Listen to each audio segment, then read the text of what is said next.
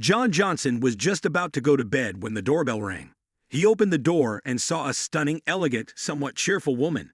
It was the landlady of the rental apartment. She looked gorgeous in a shimmering tight dress, open high-heeled shoes, and a sleeveless fur coat. She had a designer handbag in her hands, and her makeup was flawless. Without greetings or unnecessary words, the blonde woman staggered slightly and walked past the surprised pensioner, filling the air with the scent of perfume and cosmetics. John had only seen this woman once before. The charming lady was sitting in the passenger seat of a Porsche Cayenne driven by the owner of the apartment. It was with him that John had arranged to pay the rent. At that time, the attractive girl had not even looked at him. And now she was standing in the middle of the apartment, looking around as if trying to figure out where she was. John closed the door when he heard a noise behind him. The blonde turned around, looked at him in surprise, and asked, "Who are you, John Johnson? And where's Mark?" "Mark who? I'm sorry. I'm the one renting this apartment from you," John replied. The sultry beauty seemed surprised and stared at the older man with undisguised disappointment. Apparently, she had expected to see someone else. Mark, perhaps. But instead, she found an unfamiliar pensioner and a housecoat. "Oh my God, how could I have forgotten? He's gone," she muttered. The glamorous woman froze in place, looking confused, as if she didn't know what to do next. She continued to look at John, but her thoughts seemed to be far away. Then, with a firm gait, she walked over to a chair and said, "I'll sit down." She sank heavily into the chair, looking tired. "I'm so tired today," she said almost to herself. She absent-mindedly looked around the room. John, not knowing how to behave with a woman who was almost 2.5 times his age, felt a strange joy at the mere presence of being near her.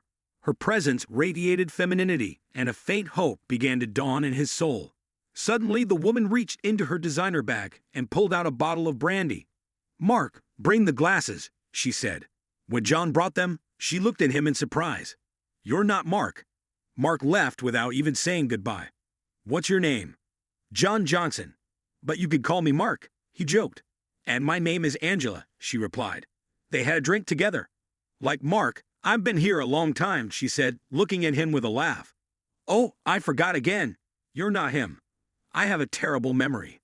She waved him away. "There's nothing to worry about. I'll sit here for a while and then I'll go home. By the way, do you have anything to eat? Sausages? Fruit?" John brought her some food. "I'm so tired," Angela complained. "Then take off your shoes," John suggested. "Let me help you." He knelt down and began to undo the buckles of her shoes, revealing her perfect ankles and colorful pedicure. "Well, that's better," she sighed. "You shouldn't have done that, though. Now you'll have to put them back on." Angela began to tell a story about her friend Rita, who had danced on the catwalk at the club, twirling on a pole in a short skirt. She was laughing, gesticulating animatedly. Suddenly Angela said, "I have to go home." "What about your shoes?" reminded her John. Angela looked down, smiled, and sat back up. "Go ahead and put them back on," she said, but then stopped. "Wait," she added, getting up and heading for the restroom. John sat back down at the table, not wanting her to leave. Had this been a dream? Was this really happening? There was the sound of water pouring from the bathroom, then silence. Angela returned and sat on John's lap, and he instinctively put his arm around her waist. She reached across the table, picked up an orange slice, and began to eat it. "I love oranges," she said.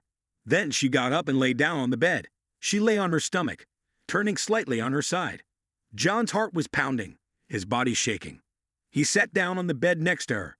Angela opened her eyes and said, "Come to me." John couldn't refuse her.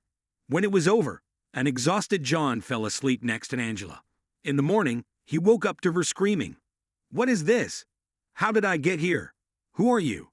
she demanded. "You don't remember anything. I'm John Johnson.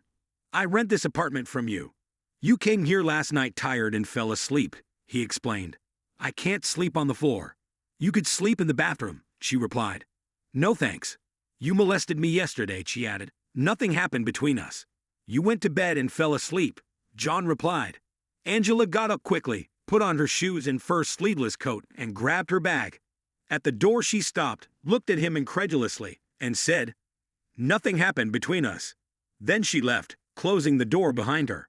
Happy, John stretched blissfully on the bed, going over the details of the night before. Meanwhile, Angela sat in the cab and smiled as she recalled the night before. She'd had a good time, although she didn't have the courage to admit it. What's stopping me from visiting John again? She thought.